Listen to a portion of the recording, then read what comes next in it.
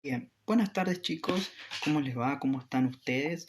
Este video tiene un objetivo claro y contundente que es poder acercarnos en estos tiempos de cuarentena a una nueva temática con respecto a lo que tiene que ver con el programa de ciencias políticas del año 2020.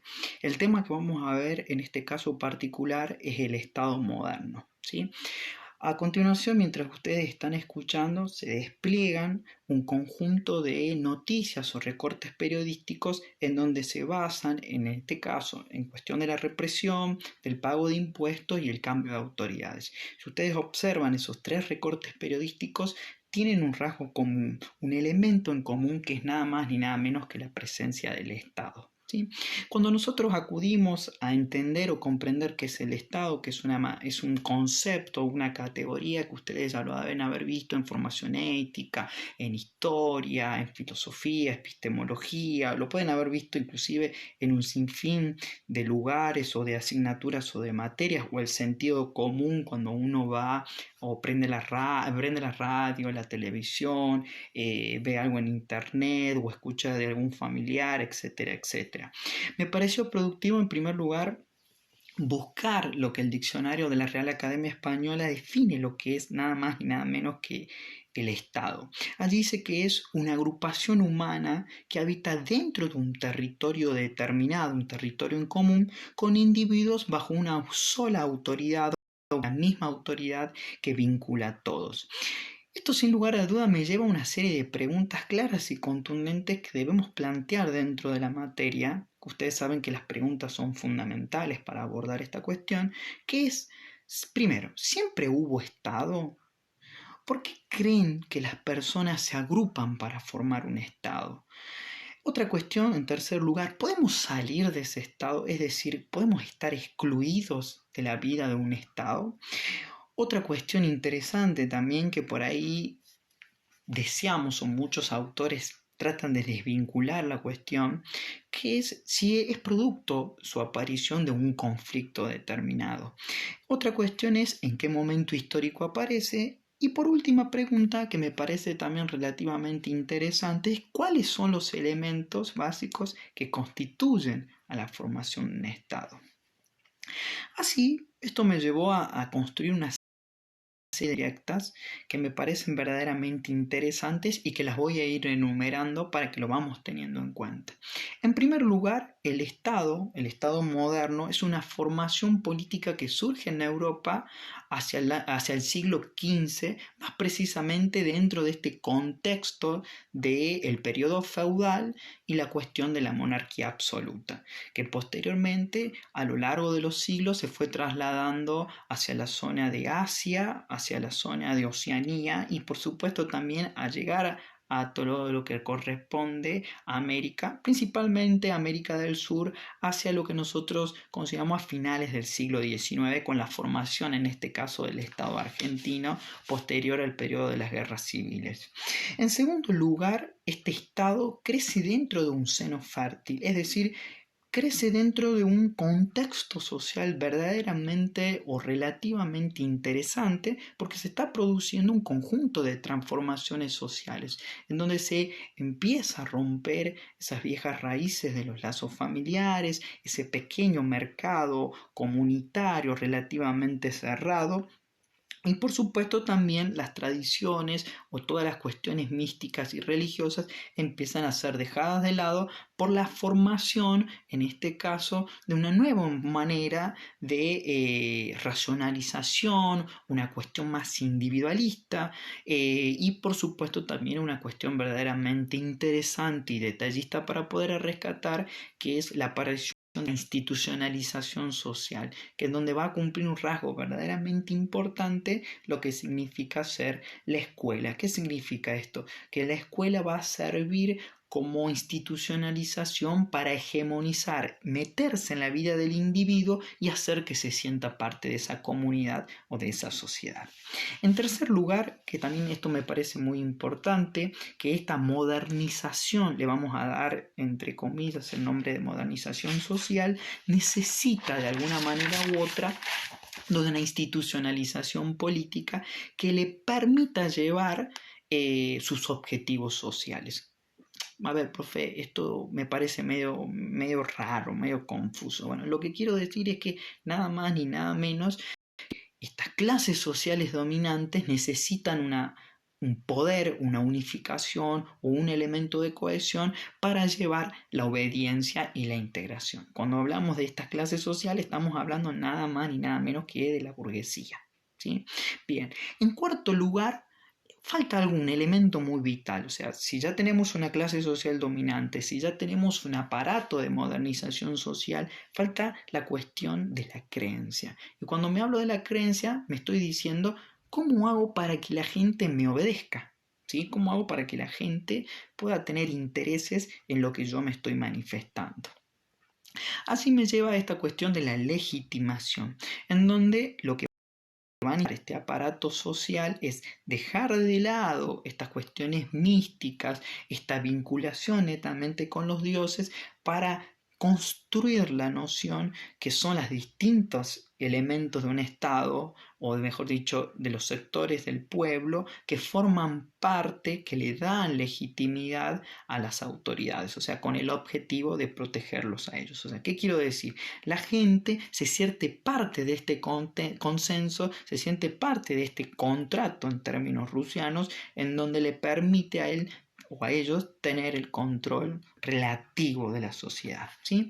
En fin, me parecía muy productivo cerrar esta primera parte a través de un concepto netamente ligado a la cuestión de Max Weber, que él dice que entendemos como Estado moderno como una única forma de poder político de carácter territorial, o sea, que domina un determinado espacio geográfico, que pretende monopolizar, es decir, atraer todo el poder de la coerción. Cuando hablamos de coerción, no se olviden que estamos hablando del ejercicio de la fuerza física y la regulación, ¿sí? Mediante su institucionalización como poder soberano a través de un ordenamiento jurídico único e igualitario. O sea, lo que siempre hablamos cuando nos referimos al Estado. El Estado no tan solo necesita del ejercicio de la violencia, sino también de un aparato legal que le permita a la gente creer que eso es lo que se debe hacer y qué es lo que no se debe hacer, ¿sí?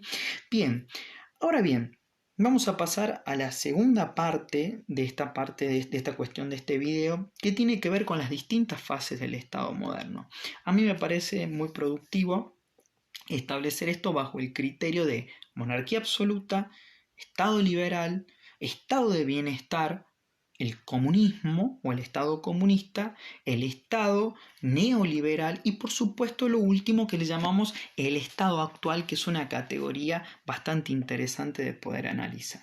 Cuando hablamos del primer lugar, número 1, hablamos de la monarquía absoluta, hablamos que nos referimos que ésta se constituye dentro de la transición hacia la modernidad, lo que yo mencioné anteriormente, que tiene que ver con esta cuestión de este traslado, esta mutación del Estado feudal hacia el Estado moderno, en donde se va a producir, gracias a estas monarquías, la unificación territorial, el nacimiento de las naciones, como Francia, por ejemplo, como Alemania, que va a motivar además también que estas mismas monarquías instituyan una unificación jurídica y económica a través del mercado, desplazando ese modelo agrícola bastante comunitario por este tipo de poder relativamente nuevo dentro de las fases de organización política, ¿sí?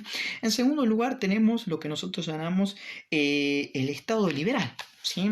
Que tiene que ver con las distintas revoluciones que se dieron en torno al siglo XVII y al siglo XVIII, como la Revolución Norteamericana, la Revolución Inglesa y la Revolución Francesa, donde quien va a motorizar estos cambios sociales es nada más ni nada menos que la burguesía, esta clase social que para el marxismo va a ser relativamente revolucionaria porque va a poner en rienda suelta, va a destruir todo el viejo orden conservador, este viejo orden de que había poca traslación, como era el modelo feudal. Va a instituir un nuevo sistema de organización política en donde el poder político va a ser verdaderamente oligárquico, es decir, solamente unos pocos, los preparados, van a ser quienes manejen las riendas de este destino político, y también verdaderamente representativo, ¿sí? ¿Qué significa esto? Que va a abrir un abanico de oportunidades a esos sectores que van a avanzar. Cuando digo avanzar me refiero a la burguesía. Todo esto van a estar limitado por este contexto de derechos, por la vinculación de la razón y por supuesto también por un elemento que van a tener los estados liberales, que es nada más ni nada menos que la libertad de comercio, el laissez-faire, el dejar hacer de Adam Smith. Si ya mencionamos anteriormente el Estado absolutista monárquico, el Estado, en este caso el Estado liberal, pasamos al tercero, que es nada más ni nada menos que el Estado de bienestar. Que esto tiene que ver, o las crisis de los estados, porque vamos a tener dos vertientes. Cuando hablamos de estas crisis del estado, tenemos el estado de bienestar, que ante la presión de los distintos grupos sociales, la crisis del 29, se va a instrumentar un nuevo modelo de en donde se va a garantizar el gasto público, asegurar a través de prestaciones sociales hacia la salud, el derecho, todo aquello que los sectores más desprotegidos de la sociedad estaban verdaderamente excluidos, ¿sí? Esto va a permitir de alguna manera u otra el aburguesamiento de los sectores populares. ¿Qué significa? Esta gente que no tenía nada derechos básicos van a poder ingresar al circuito económico y van a poder adquirir y tener un verdadero bienestar material, ¿sí? Entonces, este estado viene ligada a la consideración de John Maynard Keynes, este economista inglés, va a marcar también una verdadera crisis ese estado liberal ortodoxo que no se movía.